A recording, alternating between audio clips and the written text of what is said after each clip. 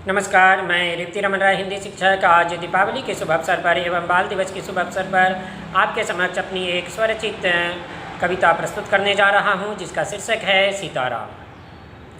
यहाँ पर मैंने धार्मिक प्रतीकों से अलग एक वैज्ञानिक चेतना के प्रतीक के रूप में सीता और राम की प्रतिष्ठा की है।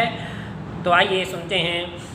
हम आदर्श संतान राम हैं, हम आदर्श संतान राम हैं, हम आदर्श संतान राम हैं। चाहे बॉयज़ हो या गर्ल्स हो, सभी के लिए यह कहा गया है, सभी हमारे स्टूडेंट हैं।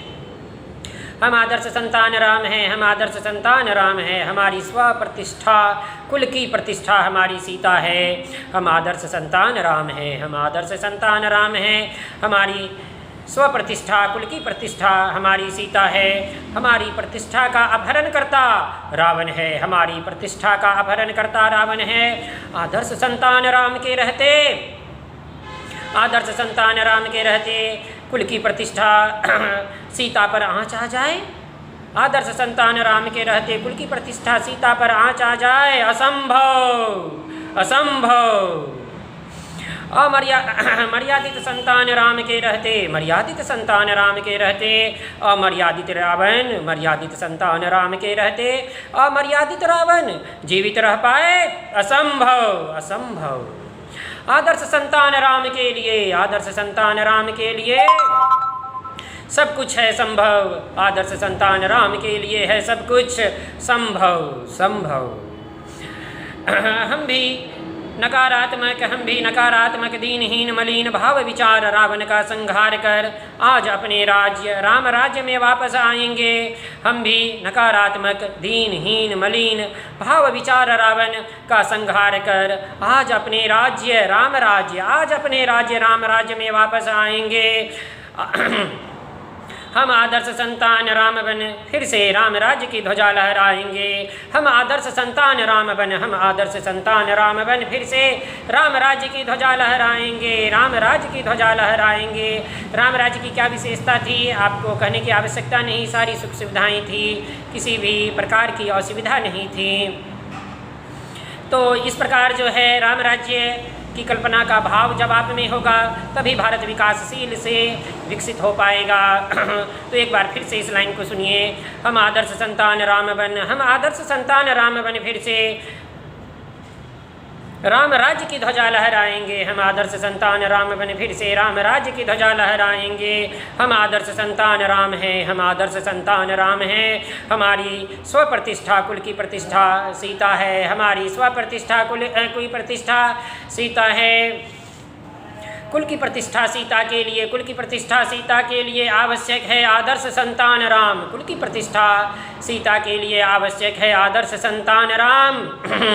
आदर्श संतान राम के लिए, आदर्श संतान राम की स्वप्रतिष्ठा, कुल की प्रतिष्ठा के लिए आवश्यक है सीता, आवश्यक है सीता। यहाँ पर अन्योन्याश्रय संबंध है और गृहस्थ की परंपरा का भी जो है यहाँ पर महिमा मंडन किया गया है। कुल की प्रतिष्ठा सीता के लिए आवश्यक है आदर्श संतान राम, आदर्श संतान राम। आदर्श संतान राम के लिए, आदर्श संतान राम के लिए आवश्यक है कुल की प्रतिष्ठा सीता, कुल की प्रतिष्ठा, कुल की प्रतिष्ठा सीता, कुल की प्रतिष्ठा, कुल की प्रतिष्ठा सीता। आइए आज हम नवीन अर्थों में, वैज्ञानिक अर्थों में, प्रगतिशील अर्थों में आज फिर से गाएं सीताराम सीताराम सीताराम सीताराम सीताराम सीताराम सीताराम सीताराम। यहाँ पर